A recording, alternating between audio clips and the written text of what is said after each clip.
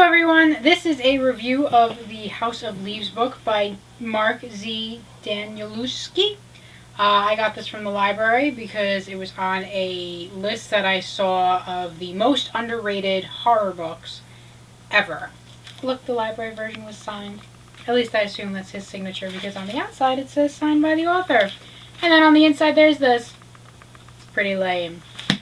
Much like this book was.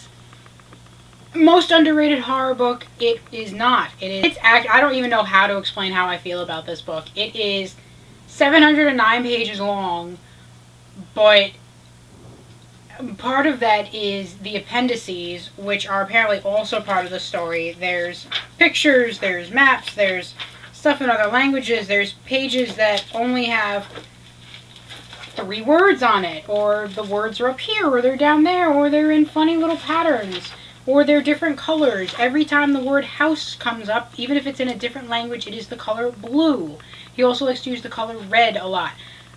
I don't even know what, the basic premise of this book is that this guy, Johnny Truant, finds a manuscript that this guy Zampano, and I'm not sure if I'm pronouncing his name correctly, there were some accents in there, was writing based on this project called the Davidson Record.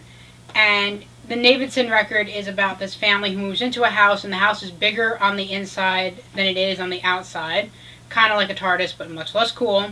And it's basically the family's descent into madness. And it kind of parallels the stories of this Johnny Truant character, who is, I guess, your protagonist, and Zampano, who also kind of devolve into insanity. And their parts of the story are in the form of footnotes and just rambling, nonsensical stories from Johnny Truant.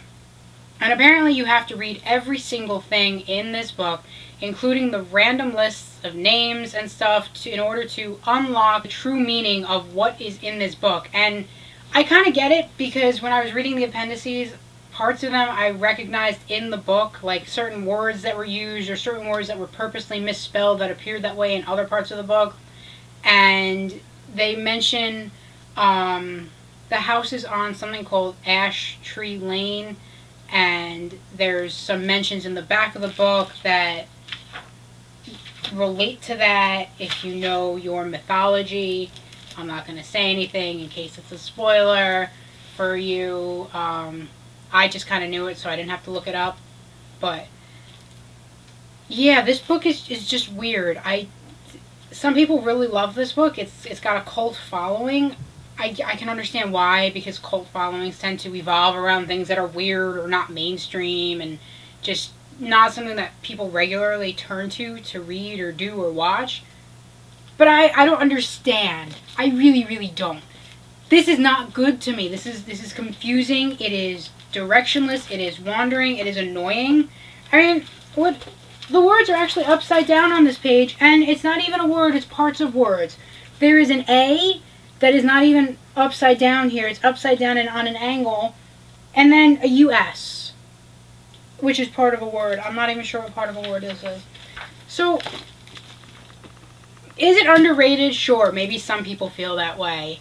Is it something that I would recommend that other people read? No, absolutely not. Not unless you feel like devoting hours and hours and hours worth of your time into this, reading it and then rereading parts of it to kind of figure out, alright, does this make sense? Does this relate to something that I read in the back in Appendix B2 from page 5? So, no, this is not a book that I recommend. If you've bought it, I apologize for you. I feel bad for you. I really just recommend borrowing it from the library, because that would probably be your better choice.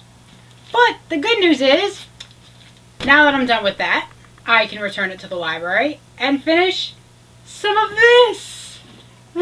Everything on here, these things that I have not read, there are so many of them.